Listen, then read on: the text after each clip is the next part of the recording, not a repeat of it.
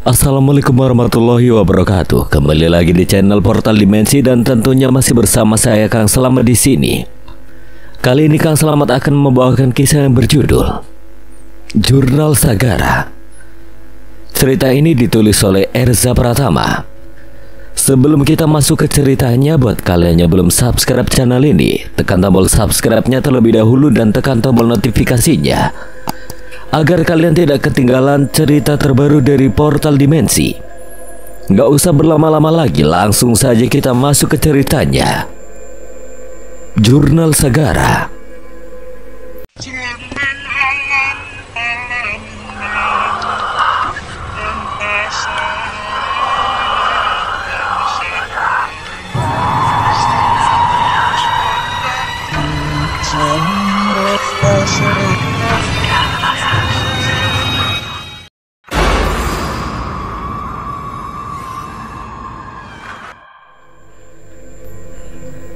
Takau, itulah isi kertas yang terpampang di jurnal tersebut. Ketika sosok nenek hampir sampai, tiba-tiba sosok gadis berwajah pucat muncul di depan En dan menerjang nenek. Gadis itu kan? Al ingat betul gadis itu adalah yang ia lihat sebelumnya, gadis yang membawa raganya ke tempat itu untuk mengambil jurnal Sagara. Ini kesempatan En. Al hendak berlari, tapi ia menatap En yang sedang sibuk membaca. En, ayo! Takau, hantu yang biasa ditemui di hutan Kalimantan Selatan. Ia bisa berubah-ubah bentuk, yang paling sering ia gunakan adalah sosok kucing hitam karena mudah untuk menyusup ke area perkampungan manusia.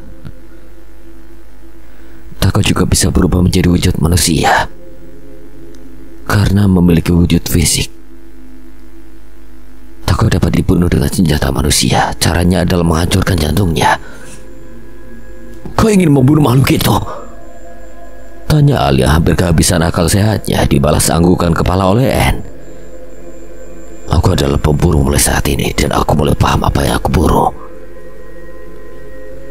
En berdiri dan menatap sosok Takau yang menyerupai nenek mereka. Hantu jahat itu sedang bertarung dengan sosok hantu gadis berwajah pucat. Sepertinya gadis itu melindungi Al dan En. En mencari-cari sesuatu yang bisa ia gunakan untuk mengalahkan Takau. Ia menemukan sebuah ranting pohon yang cukup tebal, lalu mematahkan ujungnya agak menyorong, sehingga kini ranting itu memiliki ujung lancip. Pergilah, aku akan mengurusi ini dan mencari tahu kebenaran tentang kematian ibu. Hiduplah dengan damai, semoga bahagia. Enrico berlari ke arah Takau yang sedang disibukkan oleh hantu gadis itu. Menyadari En yang berlari ke arahnya sambil membawa kayu runcing, Takau menatapnya dan mengabaikan hantu gadis berwajah pucat. Apa kau tega membunuh nenekmu sendiri? Ucapnya dengan nada memelas, seolah-olah itu adalah ucapan yang tulus. Sesaat En ragu dan memperlambat kecepatannya, tetapi ia menepis pikiran-pikiran itu, lalu berlari kembali dengan sekuat tenaga. Nenekku tidak bisa melompat keluar dari dasar sumur. Terimalah kematianmu, iblis jahanam. En menusuk dada kiri sosok berbentuk neneknya tanpa ragu. Setelah menusuk makhluk itu, Enrico mulai merasa lemas. Ia menghela napas sambil berlutut di tanah. Kakinya gemetar, ia menarik napas melalui hidung dan membuangnya dari mulut. Setidaknya ia merasa lega setelah menusuk dada kiri makhluk tersebut. Semua sudah berakhir malam ini. Enrico mengatur napas. Enrico! Teriakan Alan membuat Enrico tersadar dari lamunannya. Darah berceceran di tanah. Tubuh En terlempar tak terlalu jauh dari posisinya, sementara Al memegangi lengan kirinya yang berdarah karena tertusuk kayu runcing. Kau pikir jantungku ada di mana, manusia? Takau berjalan dan mengganti sosoknya dengan sosok pria dewasa. Jangan samakan aku dengan kalian, manusia rendah. Luka di dada Takau menghilang, kulitnya beregenerasi dan kembali seperti semula. Alan! Teriak Enrico ketika menatap Alan. Kakaknya itu baru saja menyelamatkan hidupnya. Aku tidak akan pergi kemana-mana tanpamu, brother. Alan tersenyum menatap Enrico. Takau kembali melesat untuk menyerang Alan. Enrico tidak memiliki waktu untuk menyelamatkan Alan dari terkaman Takao. Ia hanya mampu melihat semuanya dalam tayangan lambat. Tidak, jangan Alan! Jangan ambil Alan! Suara tembakan dan bau mesium menghiasi hutan tempat mereka berpijak. Sopir taksi yang mengantar Anne datang membawa pistol dan menembak Takao. Takao memang belum mati akibat tembakan itu, tapi ia merasakan sakit. Ya ampun, 2 kali aku menyelamatkan kalian. Apa itu belum cukup? Lari ke mobil sebelum anak Sima datang. Bunyikan klakson 3 kali jika kalian sudah masuk ke dalam mobil. Anak Sima? Enrico memejingkan matanya lalu menatap halaman sebelah dari catatan Takao. Matanya terbelalak mendapati ucapan supir taksi itu berada di halaman jurnal milik Mira. Anak Sima merupakan anak asuhan hantu Takao. Asal-usul dari anak Sima berawal sejak ratusan tahun yang lalu. Ketika seorang perempuan itu membuang anaknya karena ia malu dengan anaknya yang merupakan hasil dari hubungan gelap. Ditinggal di hutan, si bayi tidak meninggal, ia ternyata dipelihara oleh hantu Takao. Sosok astral yang terkuat di tanah Banjar, sosok itu begitu menyayangi anak Sima. Ia rela melakukan apa saja untuk melindungi anak Sima. Takao akan menuruti semua keinginan anak Sima hingga ia mewariskan sebagian kekuatannya pada anak Sima. Dalam asuhan hantu Takao, anak Sima diberi makan jantung manusia hingga ia selalu menginginkan jantung manusia yang masih hidup. Sejak saat itulah legenda hantu anak Sima yang mengerikan dimulai. Anak Sima akan menjerat korbannya dengan menangis sebelum akhirnya memakan jantung korbannya dari punggung. Lari! Teriak supir taksi itu sontak membuat Al dan Anne berlari menuju mobil kuning yang terparkir di pinggir jalan. Sementara Pak sopir menahan Takao. Ketika hampir sampai di mobil, mereka mendengar suara tangis anak bayi. Anne, kau dengar suara anak bayi menangis? Jangan terkecoh, Kak. Itu adalah anak Sima. Sial. Alan merinding mendengar itu dan kembali berlari. Ketika mereka tiba di mobil, Anne segera masuk dan membunyikan klakson sebanyak 3 kali. Sementara Al masuk melalui pintu belakang. Aman.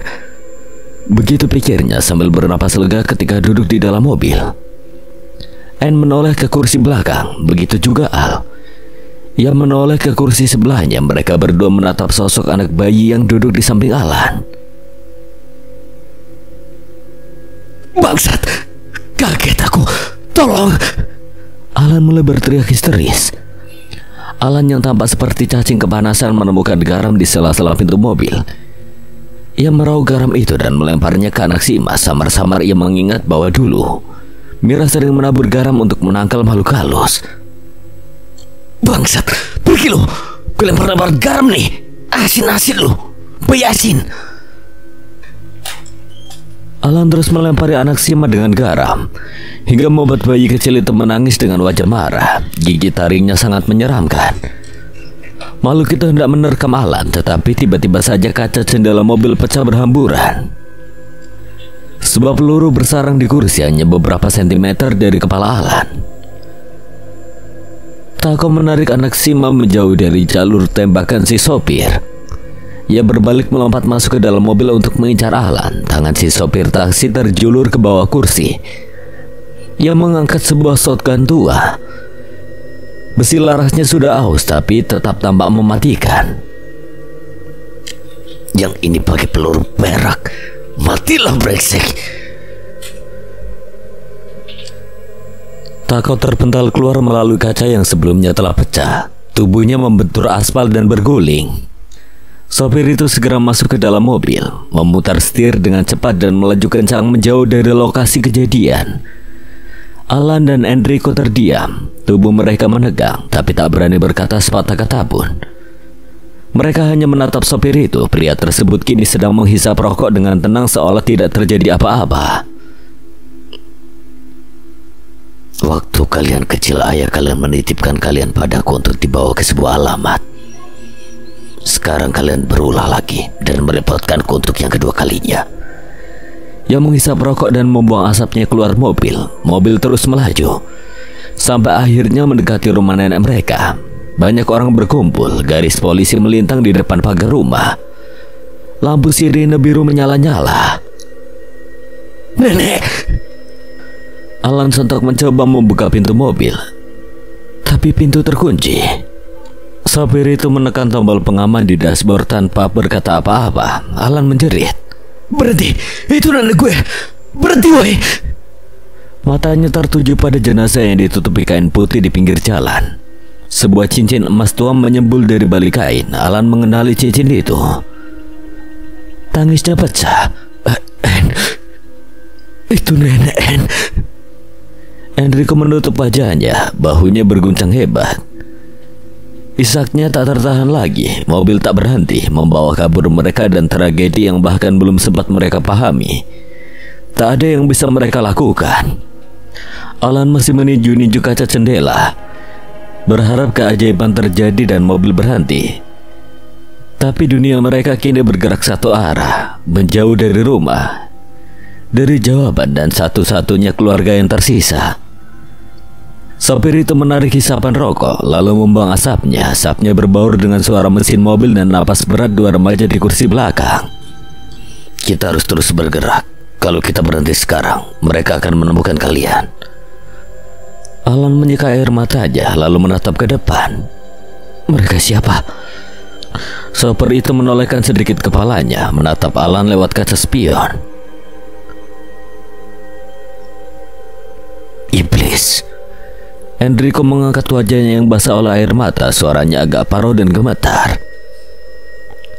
Sudah 2 kali paman menyelamatkan kami. Paman ini siapa? Kenapa paman tahu tentang semua ini dan selalu muncul di waktu yang tepat?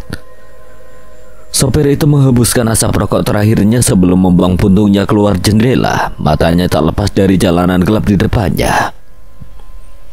Suaranya pun tenang saat menjawab. Roni. Kalian bisa panggil aku Roni. Matahari hampir keluar dari tempat persembunyiannya. Tepat 15 menit yang lalu mereka semua tiba di sebuah rumah modern berlantai 2. Kini Alan duduk sambil meringis sementara Roni membalut lengan Alan yang tertusuk kayu runcing malam tadi. Rokok itu masih saja menempel di mulutnya. Roni memanglah seorang perokok berat. Udah selesai. Pria parubaya itu menepuk lengan Alan yang kini sudah terbalut perban. Alan memegih kesakitan sambil memegangi lengan kirinya. Roni menaruh rokoknya di asbak lalu membaringkan tubuh di sofa. Istirahat sana. Sebenarnya banyak yang ingin ditanyakan oleh Alan, tapi melihat Roni yang kini merebahkan dirinya sambil menutup mata, Alan mengurungkan niatnya karena tidak ingin mengganggu pria itu ketika ia sedang beristirahat.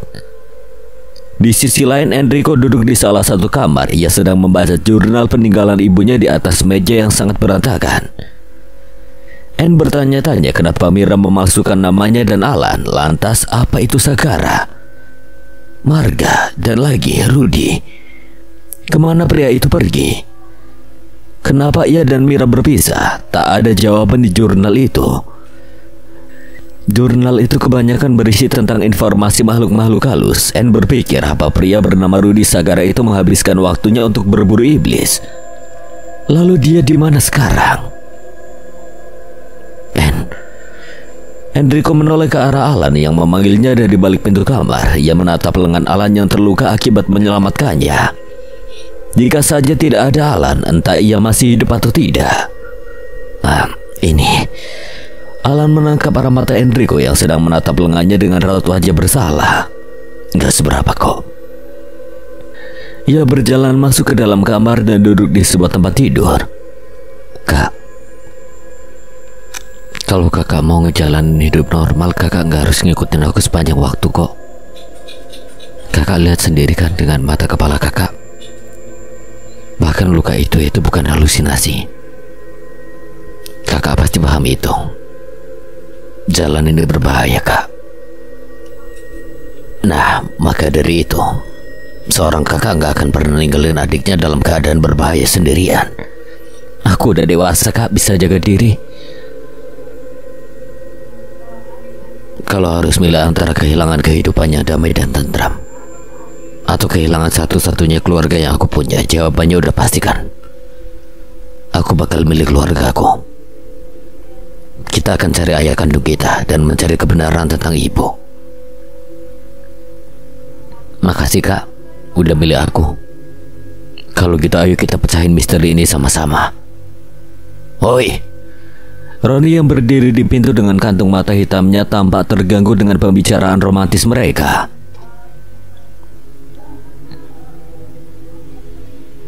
Kalau kalian punya banyak waktu dan nggak merasa capek, sini ikut. Roni melangkah ke halaman belakang, diikuti oleh Alan dan Enrico yang membuka sebuah kotak logam di pojokan, lalu mengeluarkan 2 pistol berukuran sedang.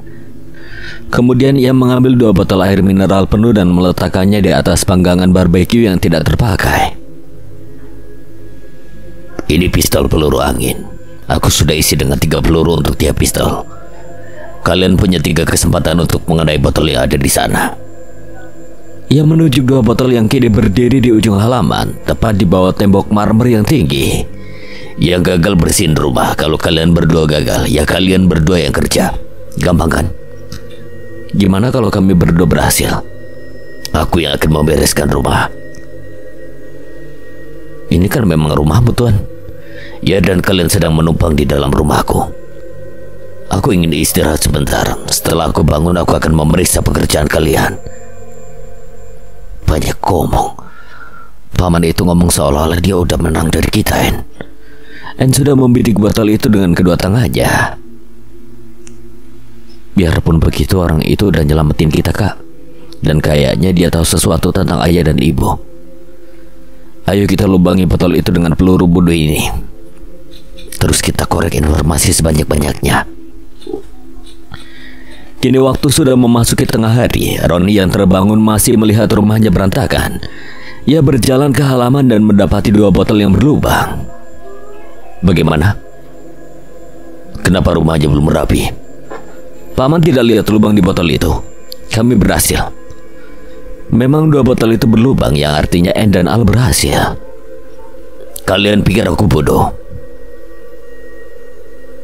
Roni mengambil 2 botol itu dan berjalan menghampiri Al dan En. Jadi kalian lubangi ini dengan apa?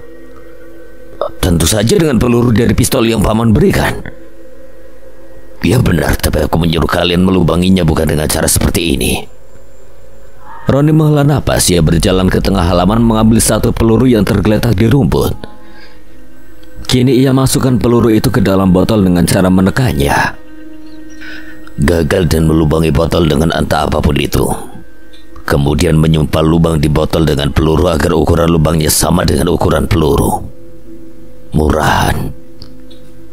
Paman gak percaya sama kemampuan kami? Roni tak menjawab pertanyaan mereka. Ia hanya berbalik dan masuk ke dalam rumah, membiarkan Alan dan Enrico bertukar pandang dengan rasa penasaran menjadi-jadi. Beberapa saat kemudian ia keluar lagi. Kali ini ia membawa 1 botol air mineral di tangannya. Tanpa banyak bicara, ia mengisi ulang salah 1 pistol angin dengan 3 peluru baru. Aku isi 3 peluru lagi. Kita akan menembak secara bergiliran satu persatu. Dimulai dari kau, bodoh.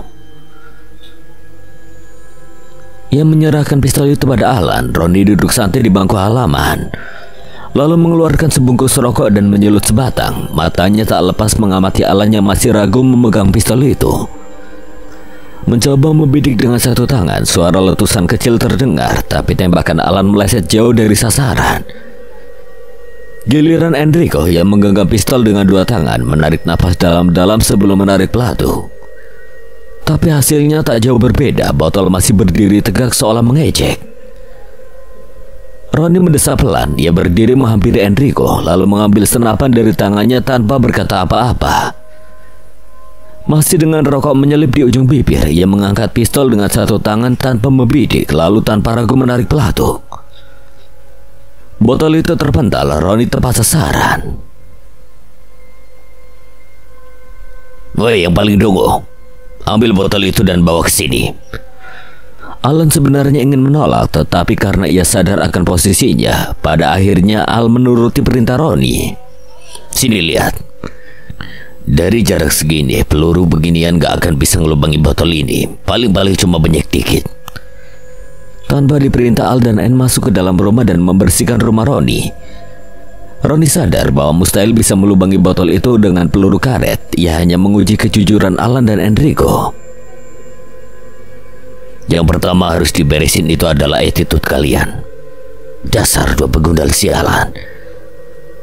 Butuh sekitar 1 jam penuh untuk membersihkan rumah yang kotor ini. Kini Alan dan Enrico berdiri di hadapan Roni yang sedang membaca koran.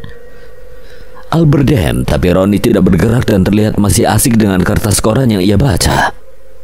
Permisi, Paman. Jangan ajak aku bicara saat aku sedang sibuk. Sibuk? Sibuk apa? Dia kan cuma lagi baca koran. Roni mengeluarkan dompet dan mengeluarkan sejumlah uang yang memberikannya pada Anne. Beli baju dulu sana. Habis itu mandi. Kalian terlalu bau sialan. Kami tidak punya banyak waktu untuk ini.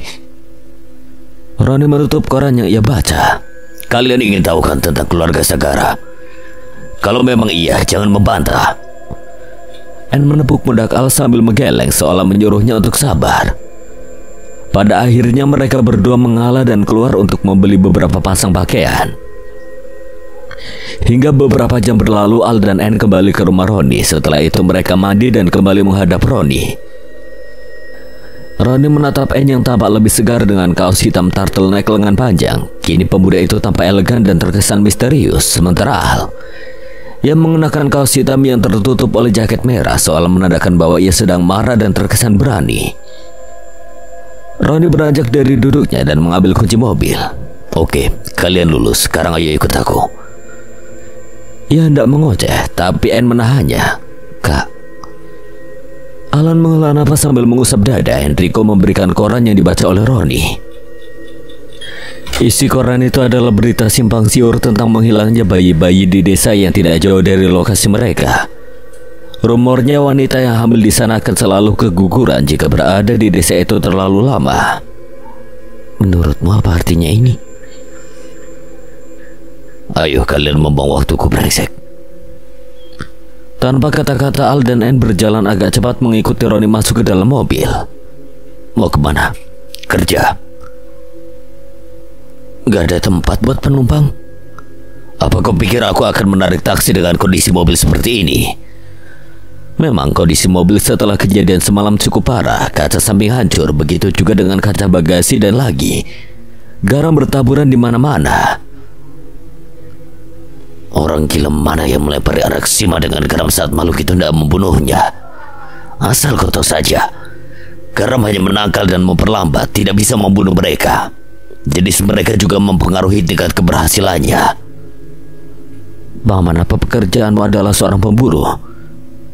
Dan tentang perjalanan kita, apa itu berkaitan dengan desa yang kerap kehilangan bayi mereka? Kau memang pintar, tidak seperti yang satunya. Mendengar itu, Alan memasang wajah kesal. Sagara. Orang-orang dari keluarga Sagara dikatakan erat hubungannya dengan arwah dan alam gaib. Alan dan Enrico saling berpandangan, terbesit sedikit spekulasi tentang kemampuan mereka yang mampu melihat makhluk tak kasat mata. Banyak rumor mengatakan bahwa anak-anak Sagara sudah pasti memiliki kepekaan terhadap mereka yang tak terlihat. Hanya menunggu waktu kapan mata itu akan terbuka. Al dan Anne diam. Mereka hanya fokus mendengarkan ucapan yang keluar dari mulut Roni. Mira Sagara merupakan seorang indigo. Enrico Sagara juga begitu. Dan lagi Alan Sagara membuka mata batinnya di usia ke-17. Menurut kalian apakah Rudy juga seperti itu? Tunggu, kenapa Paman? Ya, tepat, Rudy juga seperti itu. Kalian spesial. Tidak seperti aku yang menjadi satu di antara jutaan manusia yang tidak sengaja memiliki kemampuan seperti kalian. Ada rumor yang mengatakan bahwa keluarga Sagara mampu mengendalikan arwah karena dianggap sebagai penghubung dua dunia. Paman kenal ayah kami? Jika maksudmu Rudy, iya, aku mengenalnya. Di mana dia sekarang? Entah dia sedang memburu sesuatu yang berbahaya. Apa itu? Apapun itu, Rudy selalu menanggung semuanya sendiri. Dia orang yang seperti itu. Satu malam ia menelponku, katanya tolong bawa kedua putraku ke rumah mertuaku. Dan itu ketika keluarga kami diserang. Ya, aku tak tahu apa yang terjadi. Yang aku tahu hanya ketika dia menelponku, sesuatu pasti terjadi. Langkah terbaikku saat itu adalah mengikuti instruksinya. Malam itu ayah tiri kalian membawa kalian padaku yang tepat waktu datang ke sana. Dengan secepat yang aku bisa, aku mengantar kalian ke rumah nenek kalian dan kembali ke rumah Mira habis itu. Apa yang terjadi? Hewan buas atau... Roni menggeleng, yang menghisap rokoknya, lalu membuang asapnya keluar mobil. Yang jelas itu perbuatan iblis. Ada gambar pentagram yang terpampang di dinding. Simbol iblis. Sebaliknya, pentagram awalnya merupakan simbol untuk melawan iblis, tapi para satanis merubah pola pikir itu dan menggunakan pentagram sebagai simbol mereka. Dan alhasil, kini pentagram dianggap sebagai simbol satanis. Rupanya otakmu masih berfungsi. Apapun yang Mira hadapi itu adalah sesuatu yang jahat dan sangat kuat.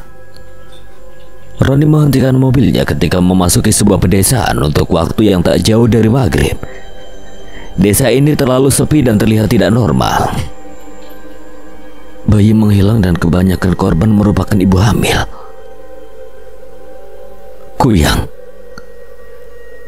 Kuyang tidak pernah bisa lupakan dirinya yang tidak hadir di antara kita.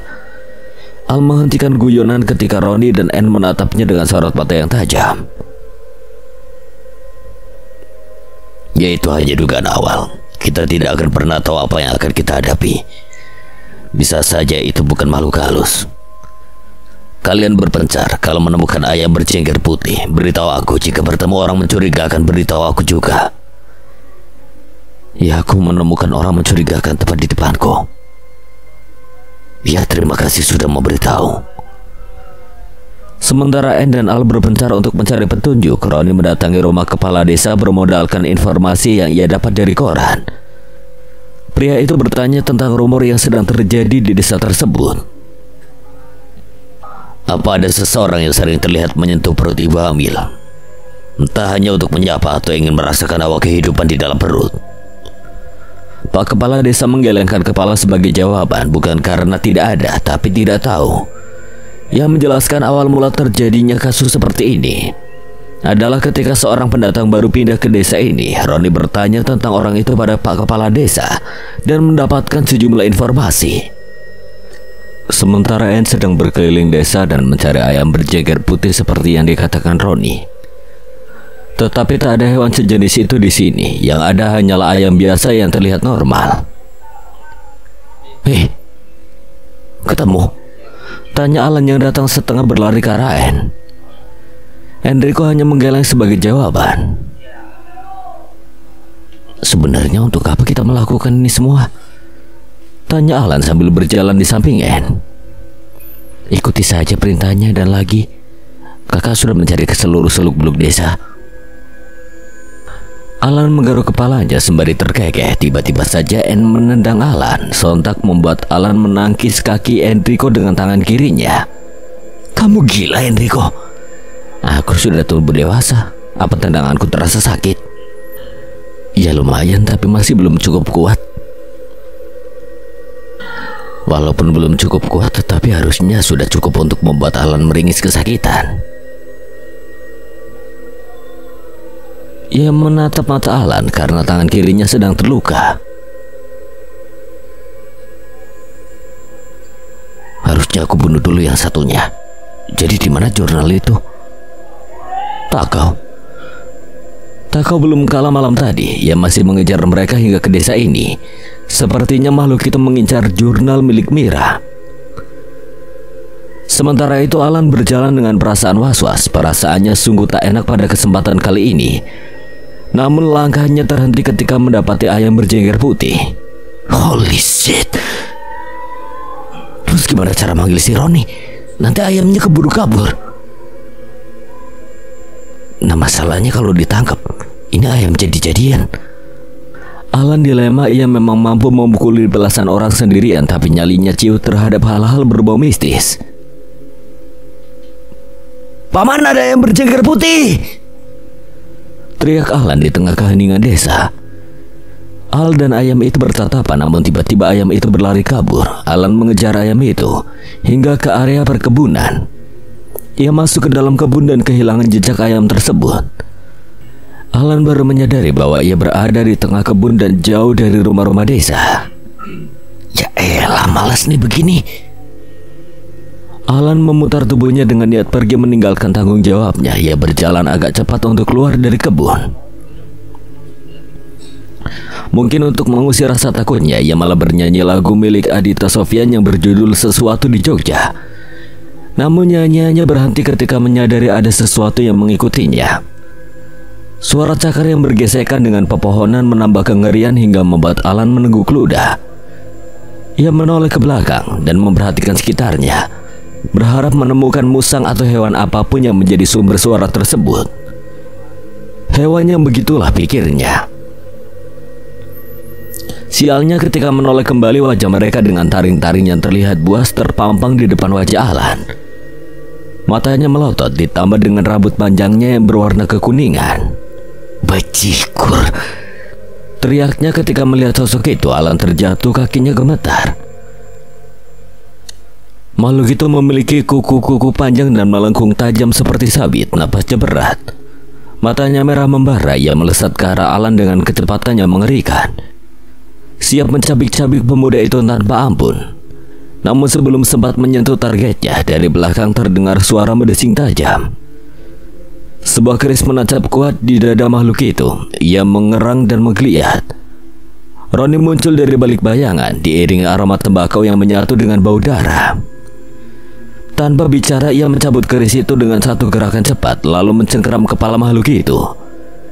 Dengan tenang, Roni mengoyak lehernya hingga terbuka, lalu merobeknya ke satu tarikan kuat.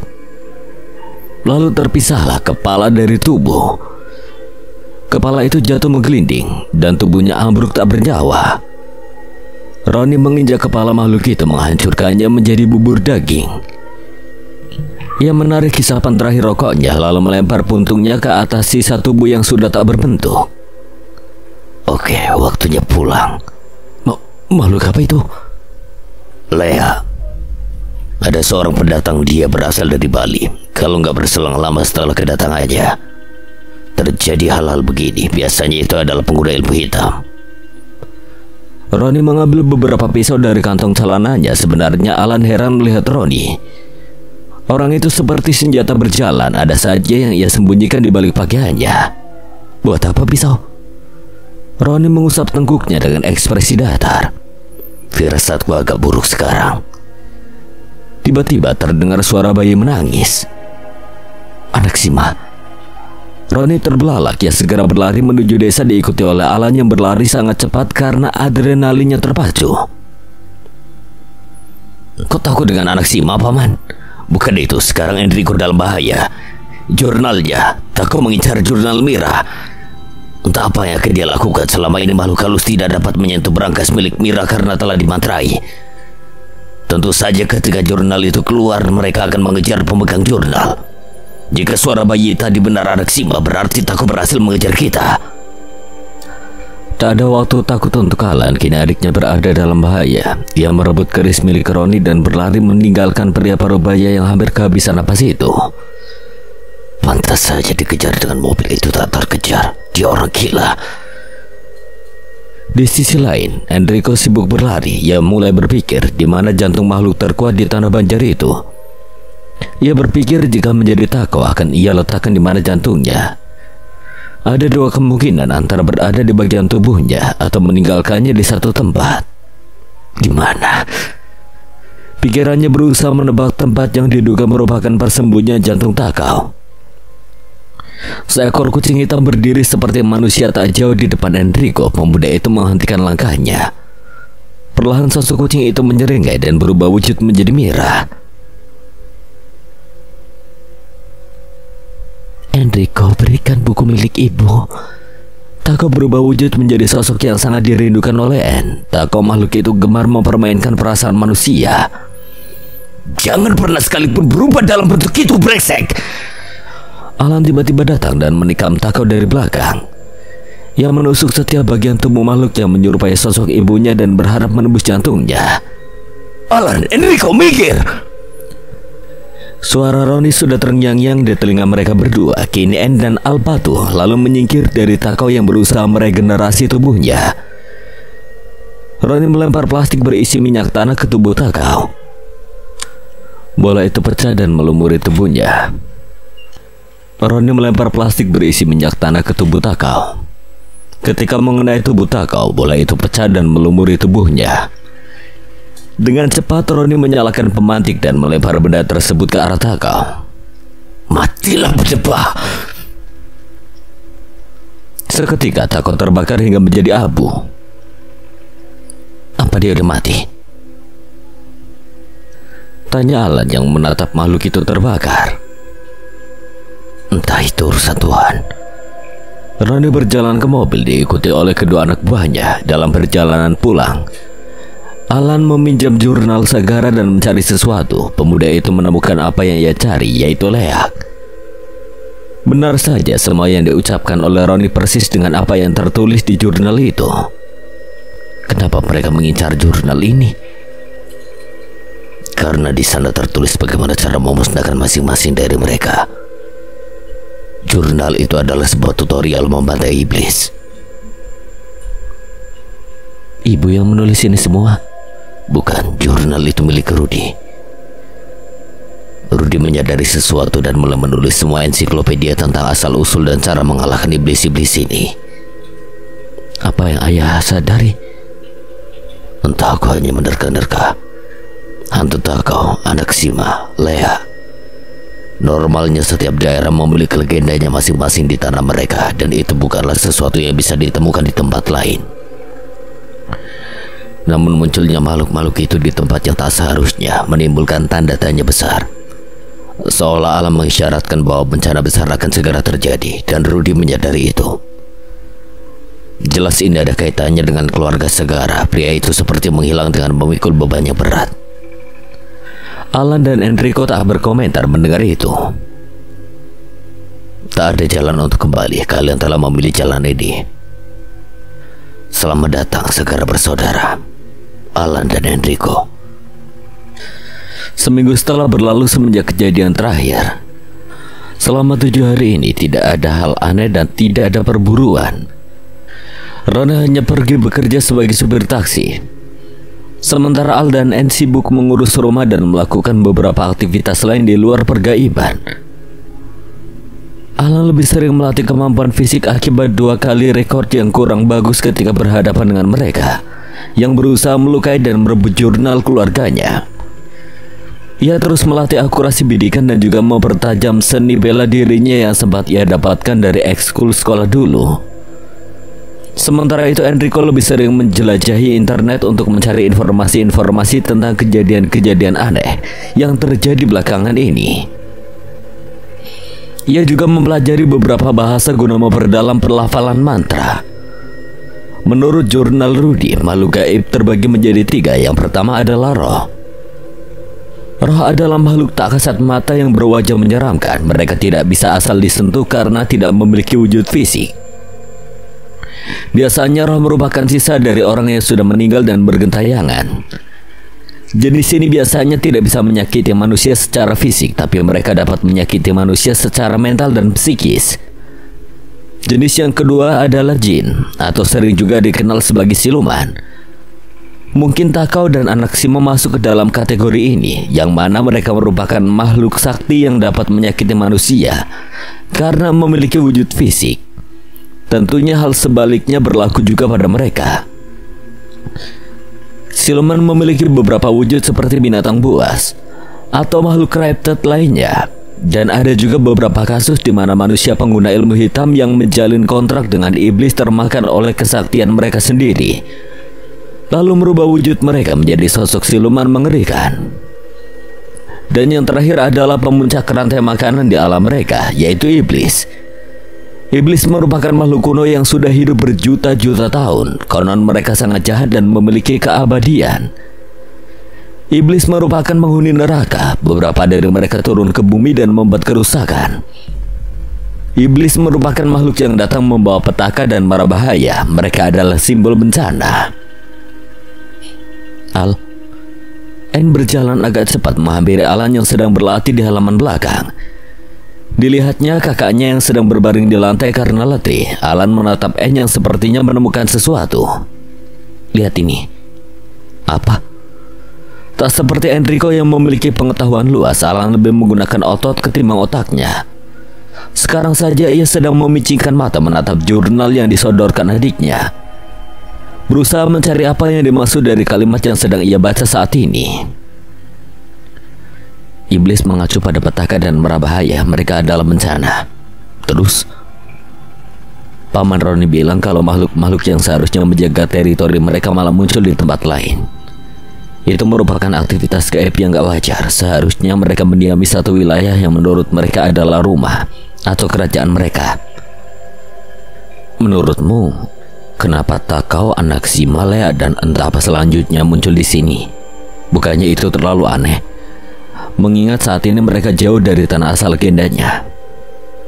Roni bilang bahwa mungkin alam sedang mengisyaratkan satu pertanda bencana. Sesekali Alan menggunakan otaknya, raut wajah tiba-tiba berubah, matanya terbelalak seolah menemukan petunjuk. Bencana. Di sini tertulis jika iblis merupakan simbol bencana. Apa menurut kakak ini ada kaitannya dengan sesuatu yang ayah buru?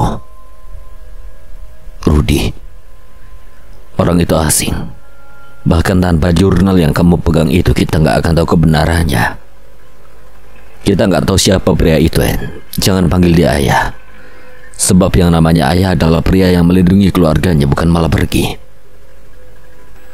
Kini mereka berdua bertatapan tanpa kata yang terucap hingga sebuah kaleng minuman yang masih berisi terjatuh mengenai kepala Alan. Aduh.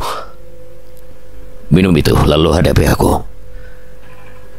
Roni yang baru saja pulang langsung membuka seragam birunya dan mengambil tongkat kayu di pinggir halaman. Dalam seminggu ini apa yang telah kudapatkan, bocah lemah? Alan beranjak dan mengambil tongkat kayu miliknya, melempar kepalaku hingga benjolah. Sudah waktunya melampaui paman ini ternyata. Bisa-bisanya orang itu malah menyalakan rokok. Alan berlari dengan niat mengalahkan Roni. Memang selama seminggu ini Alan dan Roni sering beradu argumen dan tidak jarang mereka sedikit bermain-main. Kadang menggunakan tangan kosong dan terkadang menggunakan tongkat kayu. Roni sudah masuk ke dalam jarak serang Alan. Kini pemuda itu hendak memukul kepala Roni. Tetapi om-om itu memutar tubuhnya sambil menendang tangan Alan hingga tongkatnya terlempar. Jika aku adalah tokoh yang menyamar menjadi diriku, sudah pasti kau akan langsung mati. Banyak makhluk yang dapat berubah bentuk, tapi hanya beberapa yang dapat meniru bentuk fisik manusia. Jika kalian menemukan jenis ini, kalian bisa saja terbunuh karena mereka memiliki wujud fisik. Mereka itu pintar, menggunakan wujud manusia dan memainkan perasaan kita. Mereka akan memohon ampunan ketika mereka kalah dan ketika kalian lengah. Itulah akhir kalian. Mereka yang akan membunuh kalian dengan tipu dayanya. Roni beranjak pergi masuk ke dalam rumah. Di sisi lain Alan merasa marah pada dirinya sendiri karena masih terlalu lemah dan belum bisa memberikan perlawanan barang secuil. Roni yang baru saja selesai mandi sore langsung mengenakan pakaian casual bernuansa biru gelap. Ia mengambil jaket dan juga sebuah tas di punggungnya. Dari dalam tas terlihat satu benda panjang yang terbungkus kain berwarna putih. Benda itu terlalu panjang sehingga Roni tidak dapat menutup tasnya dengan sempurna akibat terhalang oleh benda itu. Mau kemana? Bekerja. Kenapa seragamnya nggak dipakai? Pekerjaan yang lain. Alan tiba-tiba bangun dari duduknya dan mengambil jaket. Mau kemana kau? Berburu kan?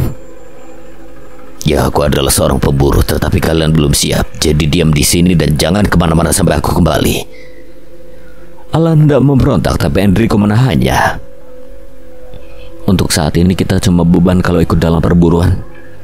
Paman Roni selalu menolong kita kan. Dia nggak fokus dalam urusannya kalau harus memburu sambil melindungi dalam waktu bersamaan. Alan menghela napas panjang, tak ada pasrah dan mengalah.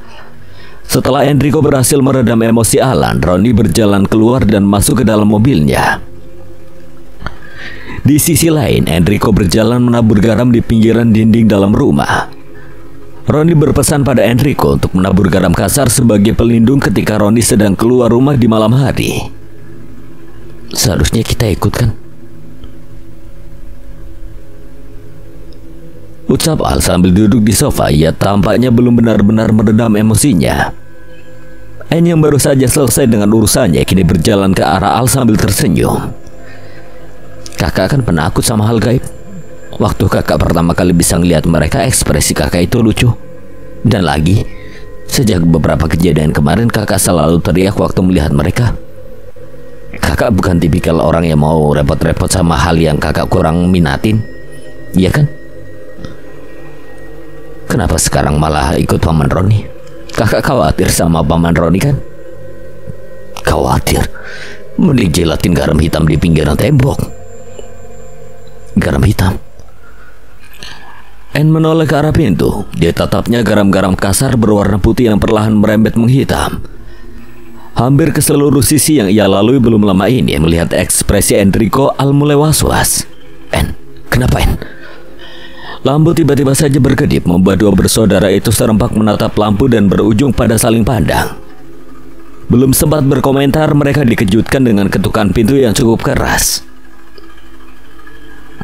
Alan, Enrico, buka pintunya cepat. Hei, kalian baik-baik saja kan? Jawab aku. Itu Roni, tampaknya kali ini dia dalam masalah. Alan hendak berjalan untuk membuka pintu, tapi En menarik tangannya. Kalau Paman mau masuk, dia tinggal masuk. Ada sesuatu yang bikin dia nggak bisa masuk ke dalam rumah. Percayalah, apapun dan siapapun yang ada di balik pintu, itu bukan Roni. Alan, Enrico, buka pintu, aku bisa mati. Mereka ada di sini, cepat. Alan, Enrico. Di saat kedua manusia itu panik dan bingung, tiba-tiba suasana mendadak hening. Suara itu hilang bersamaan dengan bola lampu yang pecah hingga membuat seisi rumah menjadi gelap. En, aku bakal jujur sekarang. Kenapa aku mau ikut sama Roni itu adalah karena aku merasa aman. Dan sekarang orang itu pergi entah kemana. Jauh dari Roni bikin aku ngerasa gak nyaman dengan semua keganjilan yang terjadi. Tenang, kalau kita sama-sama, gak akan ada hal buruk yang bakal terjadi, Kak. Enrico berkata seperti seorang pemberani, tapi nyatanya ia sedang gemetar. En mengambil jurnal merah milik keluarganya dan mulai mencari-cari halaman diterangi cahaya ponsel. Ketika ia sampai pada satu halaman, En mulai bergumam sesuatu. Sepertinya ia sedang membaca sebuah mantra atau apapun itu. Melihat En yang sedang berusaha, Al tidak mau kalah. Ia berjalan dan mengambil sebuah pisau di meja makan yang tidak jauh darinya. Lalu menatap sekelilingnya dengan waspada. Setidaknya jika itu sejenis jin siluman, Alan bisa menikamnya. Ia berjalan mundur hingga menyentuh punggung En. Kita saling jaga punggung En. Tetapi posisinya bukan dari belakang, melainkan dari arah samping. Mungkin karena gelap, Al tidak fokus melihat. Ia hanya berjalan ke arah siluet Enrico dan menghadap belakang untuk menjaga punggungnya dengan sebilah pisau. Al, jangan mengganggu, aku sedang membaca mantra untuk mengusir mereka. Mengganggu apa? Kini mereka berdua menyadari bahwa bukan Enrico yang berada di belakang Alan. Dan Alan sedang tidak berada terlalu dekat dengan Enrico, sehingga ia tidak mampu menarik jurnal yang sedang dibaca oleh En. En refleks merogoh kantong celananya, mengambil sebuah botol yang memiliki lubang di tutup botolnya. Ia menyiram sesuatu yang menarik jurnalnya dengan air itu. Sontak membatarikan di jurnalnya menghilang. Air itu berisi air garam. Sedangkan Alan memutar tubuhnya dan memukul sesuatu yang berada di belakangnya. Tetapi sebelum menyadari itu, sesuatu yang berada di belakang Alan sudah tidak berada di sana, membuat pukulannya meleset. Suara tangisan anak bayi mulai terdengar. Anak Sima. Enrico, nyalakan ponselmu. Aku ingin tahu posisimu. Ponselku tiba-tiba mati waktu kamu jalan ke meja makan tadi. Dalam posisi ini, Tako sangat diuntungkan. Dia bisa berubah dan menipu salah satu di antara kita. Dan jika ia tak berubah, mungkin kita akan saling menyerang karena rasa curiga. Benar kata Paman Roni, makhluk-makhluk ini sangat pintar. Lari ke halaman. Setidaknya di sana ada penerangan dari cahaya bulan. En, jangan, itu bukan aku. En yang sudah berada di luar pintu halaman akhirnya menoleh kembali ke dalam. Pintu tiba-tiba saja tertutup. Menipu manusia itu sangat mudah ya. Kau tahu aku baru saja membunuh pria ini sebelum menemukan tempat persembunyian kalian. Tako menjelma menjadi Roni mulai menyeringai. Tidak mungkin. Paman Roni itu kuat. Kau sedang memprovokasiku dengan kebohonganmu kan? Aku pikir hanya saudaramu saja yang bisa bicara kotor, dan perihal pria ini terserah mau percaya atau tidak. Sementara itu En terus membaca salah satu bait mantra pada halaman bukunya. Tubuh Tako mengeluarkan asap. Baca saja terus. Memang sakit sih, tapi untuk selevelku ini terlalu payah. En, Tako itu punya wujud fisik kan? Percuma dibaca-bacain. Satu-satunya cara bunuh dia itu cuma dihancurin jantungnya. Sial, aku juga tahu itu. Tapi di mana jantungnya? Aku pernah menusuk dadanya. Roni pernah menghantamnya dengan shotgun, dan Alan mencabik-cabik dengan keris. Tapi Tako tidak pernah mati. Jika aku jadi dia, aku pasti meletakkan jantungku di satu tempat, tetapi tempat yang cukup dekat, sehingga aku tidak perlu khawatir seseorang menemukannya dan menghancurkannya. Jadi di mana itu? Pada satu titik Enrico merubah raut wajahnya. Kenapa Tako mau repot-repot mengurus bayi manusia dan memberikan sebagian kesaktiannya? Anak Sima. Mendengar ucapan Enrico membuat kedua mata Tako berkedut. Ekspresinya tidak terlihat senang. Dan melihat ekspresi Tako, En jadi semakin yakin bahwa tebakannya benar. Al, cari anak Sima, bunuh dia. Anak Sima adalah jantung Tako. Kau pikir kenapa anak Sima gemar memakai jantung korbannya? Ternyata begitu cara mainnya. En menyeringai ke arah Tako, berusaha mengintimidasinya. Jangan berani-berani melukai anak Sima. Tako meraung dan langsung melesat ke arah Enrico dengan cepat seperti orang tua yang tidak sudi anaknya disakiti. Tako mengeluarkan sakarnya dan menerjang En, namun Enrico melompat dan berhasil menghindari serangan tersebut. Enrico! Jangan khawatirkan aku. Lakukan saja tugasmu sendiri. Aku akan menahan makhluk ini selama mungkin. Mendengar adiknya berkata seperti itu, Alan merasa tidak punya pilihan lain. Lebih dari anak Sima, musuhnya adalah waktu. Aku harus membunuh bayi itu sekarang juga sebelum hal buruk terjadi pada Enrico. Alan dan Tako kini memiliki sorot mata serupa, sorot mata yang ingin melindungi. Dari dalam kantong celananya, Alan mengambil korek zippo hitam dengan ukiran pentagram. Korek itu adalah korek milik Roni yang ia curi sebelum Roni pergi tadi. Roni pasti kesal karena ia tidak bisa merokok dalam perjalanan malam ini. Ketika Alan menerangi ruangan dengan koreknya, ia melihat bercak darah dan darah itu mengikuti setiap langkahnya. Pusatnya adalah di tempat ia berpijak. Alan merasakan ada sesuatu yang mengalir dari balik pakaiannya. Anak Sima mengoyak jantung manusia dari punggung belakangnya. Orang yang menemukan anak Sima akan merasa iba dan menggendongnya. Tanpa sadar bahwa anak Sima sedang menggerogoti punggungnya, korbannya meninggal tanpa menyadari apapun. Alan pernah mendengar kalimat barusan dari Enrico. Sontak ia memegang punggungnya. Kini tangannya menyentuh kepala. Sejujurnya ia gemetar, tetapi Alan memberanikan diri untuk mencengkeram kepala itu dan membantingnya ke lantai. Seketika itu rasa sakit mengalir ke sekujur tubuhnya. Punggungnya terluka akibat digerogoti anak Sima yang tak terdeteksi. Alan menjerit kesakitan sambil memegangi punggungnya. Beruntung ia menyadari sebelum luka itu lebih dalam dan mengoyak jantungnya. Di sisi lain, Enrico menoleh ke arah pintu ketika mendengar jeritan Alan. Memangnya ada waktu untuk mengkhawatirkan orang lain? Tako kembali menerjang, tetapi lagi-lagi En mampu menghindari serangan itu. Namun kali ini ia terjatuh karena kakinya tersandung sesuatu. Kau lihat sekali menghindar seperti belut. Ya, aku memang terlatih untuk itu. En menyadari apa yang ia tendang barusan sambil bergerak mundur. Anne meraih pistol yang sering ia gunakan untuk latihan menembak. Pistol itu terlempar dari kotak yang tak sengaja ia tendang. Pistol senapan angin ini tidak berbahaya jika ditembak dari jarak 15-20 meter. Tapi dari jarak dekat senjata ini cukup berbahaya dan mampu melukai kulit. Dalam beberapa kasus bahkan mampu melubangi kepala. Aku akan ingat pesanmu, Paman. Dengan cepat ia mengerahkan pistol itu ke arah kepala Tako dan menembaknya. Mendengar suara tembakan, Al tahu bahwa itu adalah Anne yang berusaha menyerang. Kini bukan waktunya meringis kesakitan. Ia menatap anak Sima yang merangkak ke arahnya dengan cepat dan dengan langkah tertati. Alan berusaha untuk kabur dan memikirkan sebuah cara untuk membunuh anak Sima, mengingat bayi itu memiliki kecepatan dan hawa keberadaan yang sangat tipis, membuatnya sulit untuk ditangkap dan dideteksi.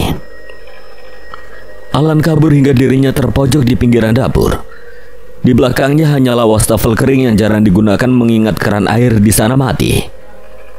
Namun dirinya mengingat sesuatu bahwa ketika ia dan Anne memasak untuk makan malam mereka semua, minyak tanah yang digunakan untuk menyalakan kompor berada tidak jauh dari wastafel itu. Sambil tangannya bergerak pelan mencari minyak tanah, Alan tetap memperhatikan anak Sima dengan kedua matanya yang sudah mulai terbiasa dengan kegelapan. Nah, Alan berhasil mengambil minyak itu, tetapi karena gelap dan agak terburu-buru, minyak itu malah tumpah ke wastafel. Sial! Menyadari Alan melakukan sesuatu, anak Sima segera merangkak kembali ke arah Alan. Melihat bayi itu bergerak ke arahnya dengan gigi-gigi yang menyeramkan, Alan terlihat panik. Minyak tanah yang menjadi harapannya kini tumbah. Ketika anak Sima melompat untuk menyerang, waktu seakan melambat untuk Alan. Secara refleks, ia menunduk untuk menghindari terjangan anak Sima. Ketika anak Sima meleset dari serangannya, ia justru mendarat di dalam wastafel yang berisi minyak tanah itu. Nalar Alan bergerak cepat, ia langsung menyalakan korek Zippo. Maaf, aku harus membakar rumah ini dan membuat kita menjadi gelandangan. Ia bergerak mundur sambil melempar korek yang menyala itu ke arah wastafel. Di sisi lain, Enrico yang terlihat pucat karena sudah melubangi kepala Tako dan membuatnya marah, hanya bisa pasrah pada hidupnya. Senjata seperti ini memang tidak bisa membunuhku, tapi kau harus tahu, rasanya sakit. Tako yang marah mengeluarkan peluru di kepalanya dan hendak menghujamkan kuku-kukunya untuk membunuh Anne. Tetapi tiba-tiba gerakannya terhenti, tubuhnya perlahan terbakar. Tako terlihat menjerit dan kesakitan. Enrico merangkak mundur menjauh dari makhluk tersebut. Ia hanya bisa menyaksikan Tako terbakar hingga sosoknya berubah menjadi abu, tepat di hadapan Enrico. Alan berhasil, ucap Anne sambil tertawa dengan napas hampir habis dan tubuh penuh luka gores. Ia memang mampu menghindari serangan fatal Tako, tetapi beberapa goresan tidak bisa dihindari. Anne berusaha bangkit dan berjalan ke dalam rumah. Enrico, tolong. Anne yang baru saja masuk dikejutkan dengan tampang Alan yang terlihat panik dan berusaha untuk memadamkan kobaran api. Mati ini, kita dibunuh Ronnie. Enrico yang terlihat panik langsung mengambil handuk tebal dan membasahinya di kamar mandi, lalu berlari dan menutup wastafel yang penuh dengan kobaran api itu hingga padam seutuhnya tertutup handuk basah yang ia gunakan. Suara pintu terbuka dan langkah kaki berjalan masuk membuat Alan dan Enrico saling bertatapan. Lalu serempak menatap ke arah pintu. Ronnie masuk ke dalam dengan tampang datar. Itu Ronnie apa bukan? Entah. Mereka menghampiri Ronnie yang berdiri di tengah ruangan sambil menatap mereka berdua di tengah kegelapan. Ketika jarak mereka sudah dekat, Alan melemparnya dengan garam dan Enrico membacainya mantra. Bocah-bocah tolol. Yang ini asli, En. Iya, bocah-bocah gak beres. Ronnie menekan saklar lampu, tetapi akibat belingnya ia injak, Ronnie baru menyadari bahwa lampu di rumahnya pecah berantakan. Ia berjalan untuk mengambil lampu cadangan dan langsung memasangnya. Ketika semua sudah beres dan keadaan menjadi terang kembali, Ronnie menatap seluruh rumah yang berantakan seperti kapal pecah. Apa yang kalian lakukan dengan rumah? Ucapannya terhenti ketika menatapi garam-garam yang menghitam dan wastafel yang gosong terbakar. Ditambah Alan dan Enrico yang tidak terlihat baik-baik saja. Seketika itu Roni tahu apa yang terjadi. Jadi mereka mendapatkan kalian. Tako dan Anaxima berhasil menemukan kami.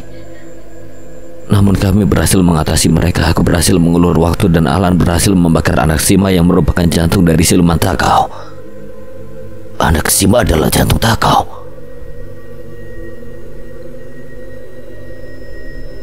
Sebenarnya tindakan kalian itu merugikan jika kalian adalah pro. Seharusnya kalian mengancam Takau menggunakan Anaxima dan mengorek informasi mengapa Takau mengejar jurnal yang kau punyain. Namun di luar itu semua kerja bagus. Takau adalah salah satu siluman terkuat di Tanah Banjar. Tentu saja untuk pemula seperti kalian cukup beruntung bisa bertahan dan bahkan membunuh makhluk yang selama ini tidak bisa terbunuh. Menemukan jawaban bahwa Anaxima merupakan jantung dari Takau adalah sebuah pemikiran yang jenius. Dan membunuh Anaxima juga merupakan sesuatu yang hebat. Good job, boy. Tapi bukan berarti kalian bisa bersantai. Kalian harus membereskan semua ini. Roni menatap rumahnya yang hampir tidak berbentuk lagi interiornya. Mengapa tidak terpikirkan untuk mengorek informasi dari siluman Takau, Dasar bodoh. Enrico menyesali kesempatannya untuk sedikit lebih dekat dengan kebenaran yang ia cari. Rasa-rasanya seperti ia sudah dekat dengan sesuatu, tapi ia membuang itu semua begitu saja. Namun melihat Alan dan Enrico yang terluka, Roni mengelus rambut kepala mereka yang tidak pernah merasakan itu sejak kehilangan orang tuanya. Pertama-tama obati dulu luka kalian. Lalu istirahat, membereskan ini semua bisa kapan saja. Tuturnya halus seperti berusaha menjadi orang tua Alan dan Enrico. Roni tersenyum sambil berjalan ke tempat handuk. Ia hendak mandi sepulang memburu. Namun langkahnya terhenti menatap handuk yang kosong di wastafel.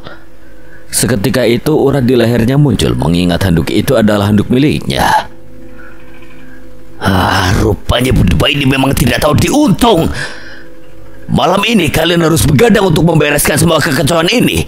Dan untuk Alan, sebaiknya kau berusaha mencari pekerjaan untuk mendapatkan uang. Sebab aku tidak akan memberikanmu makan lagi. Sekian. Dan terima kasih buat Erza Pratama yang telah mengizinkan saya membawakan ceritanya. Apabila ada kesalahan atau kekurangan, Kang Slamet memohon maaf sebesar-besarnya. Dan akhir kata Kang Slamet pamit undur diri. Wassalamualaikum warahmatullahi wabarakatuh.